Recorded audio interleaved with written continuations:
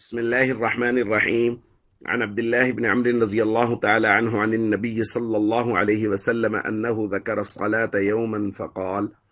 من حافظ عليها كانت له نورا وبرهانا ونجاة من النار يوم القيامة. الحديث رواه أحمد۔ نبی کریم صلی اللہ علیہ وسلم نے ایک مرتبہ نماز کا ذکر فرمایا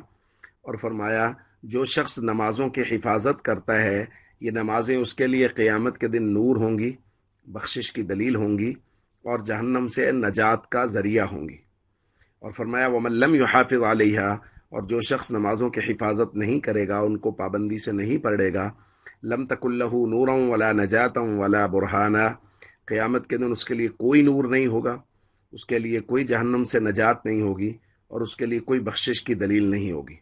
وکان یوم القیامت مع قارون وفرعون وہامان وابی بن خلف، اور یہ شخص جو نمازوں کی حفاظت نہیں کرتا یہ قیامت کے دن قارون، فرعون، حامان اور ابی بن خلف کے ساتھ جہنم میں جلے گا۔ دوستو دیکھیے کس قدر سخت وعید ہے نماز چھوڑنے والوں کے لیے،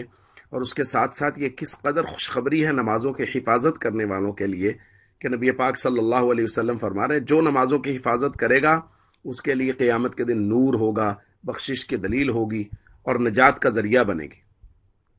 اور جو شخص نمازوں کی حفاظت نہیں کرے گا ان کا اللہ کے نبی صلی اللہ علیہ وسلم فرما رہے ہیں فرعون، حامان اور قارون اور ابی ابن خلف کے ساتھ ان کا حشر ہوگا کہ جس طرح وہ جہنم میں جلیں گے یہ بھی جہنم میں جلے گا۔ اور دوسری روایت میں نبی کریم صلی اللہ علیہ وسلم حضرت ابو الدرداء رضی اللہ تعالیٰ عنہ بیان فرماتے ہیں کہ مجھے نبی کریم صلی اللہ علیہ وسلم نے وصیت فرمائی، اور ان میں سے ایک وصیت یہ فرمائی: لا تترک صلاۃ مکتوبۃ متعمدہ، فرض نماز کبھی بھی جان بوجھ کر نہ چھوڑنا، فمن ترکہا متعمدا فقد برئت منہ الذمہ، کیونکہ جو شخص فرض نماز جان بوجھ کے چھوڑ دیتا ہے وہ اللہ کے ذمے سے نکل جاتا ہے،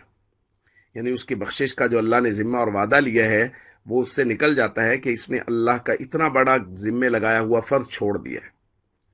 تو دوستو ان روایات کو دیکھیں اور اپنے عمل کو دیکھیں، اپنے معاشرے کو دیکھیں تو کس قدر بری حالت ہے نماز کے معاملے میں۔ تو ہم سب کو چاہیے ہم کوشش کریں، محنت کریں،